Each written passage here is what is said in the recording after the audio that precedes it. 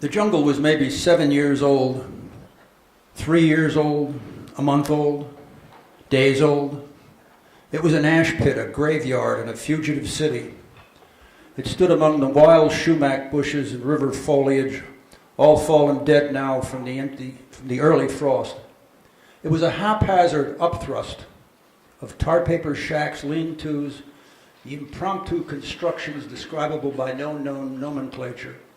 It was a city of essential transiency and would-be permanency, a resort for those whom motion was either anathema or pointless or impossible. Cripples lived here, and natives of this town who had lost their homes, and people who had come here at journey's end to accept whatever disaster was going to happen next. The jungle, a visual manifestation of the malaise of the age and the nation, covered the equivalent of 2 or more square city blocks between the tracks and the river just east of the old car barns and the empty building that once housed Iron Joe's saloon. Francis's friend in the jungle was a man in his 60s named Andy, who admitted to Francis in the boxcar in which they had both traveled to Albany that people used to call them Andy Which One, a name that derived from his inability until he was nearly 20 to tell his left hand from his right. Francis found Andy Which One instantly sympathetic, and he shared the wealth of cigarettes and food he was carrying and thought instantly of him again when Annie handed Francis 2 turkey sandwiches, and Peg also slipped him a hefty slice of plum pudding.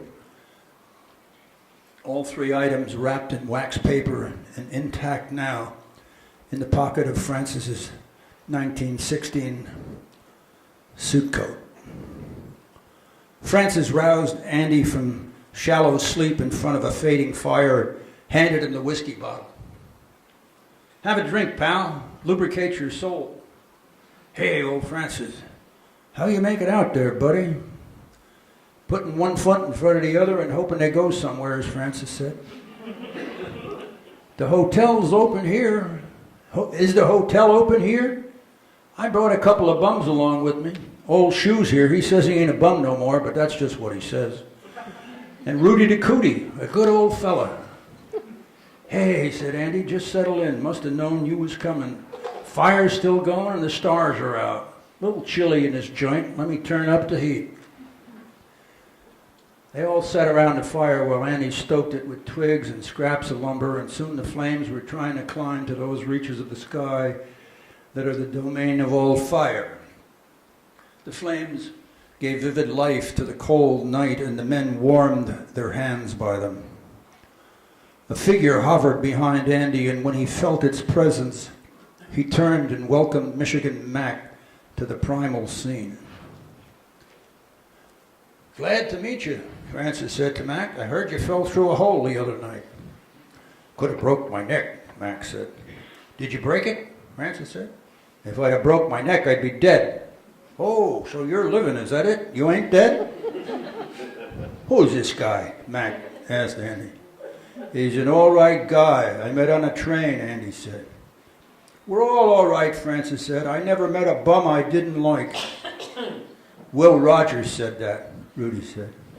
"He did like hell," Francis said. "I said it." "All I know," that's what he said. "All I know is what I read in the newspapers," Rudy said. "I didn't know you could read," said Francis. "James Watt invented the steam engine," Rudy said, "and he was only 29 years old." "He was a wizard," Francis said. "Right. Charles Darwin was a very great man, master of botany. Died in 1936. "What's he talking about?" Mac asked. "He ain't talking about nothing," Francis said. "He's just talking." "Sir Isaac Newton, you know what he did with the apple?" "I know that one," Old Shoes said. "He discovered gravity." "Right. You know when that was? 1936. He was born of 2 midwives. "You got a pretty good background on these wizards," Francis said. "God loves a thief," Rudy said. "I'm a thief." "We're all thieves," Francis said. "What did you steal?" "I stole my wife's heart." Rudy said. What did you do with it? I gave it back. Wasn't worth keeping. You know where the Milky Way is? Up there somewhere, as Francis said, looking up at the sky, which was as full of stars as he'd ever seen it. Damn, I'm hungry, Michigan Max said. Here, said Andy, have a bite. And from a coat pocket, he took a large raw onion. That's an onion, Max said. Another wizard, Francis said. Mac took the onion and looked at it and then handed it back to Andy, who took a bite out of it and put it back in his pocket. Got it at a grocery, Andy said. Mister, I told the guy, I'm starving. I gotta have something. And he gave me 2 onions. You had money, Mac said. I told you, get a loaf of bread, but you got a pint of wine. Can't have wine and bread too, Andy said. What are you, a Frenchman? You want to buy food and drink, said Francis. You ought to get a job. I caddied all week, Mac said, but that don't pay, that shit. You slide down them hills. Them golf guys got spikes in their shoes. Then they all tell you, go to work, you bum. I like to, but I can't. Get $5-6 and get on the next train. I'm no bum. I'm a hobo.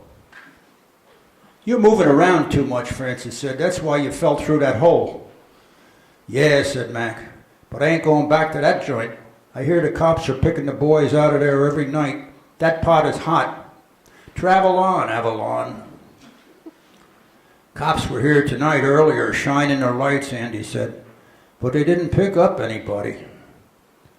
Rudy raised up his head and looked over all the faces in front of the fire. Then he looked forward and talked to the stars. On the outskirts, he said, I'm a restless person, a traveler.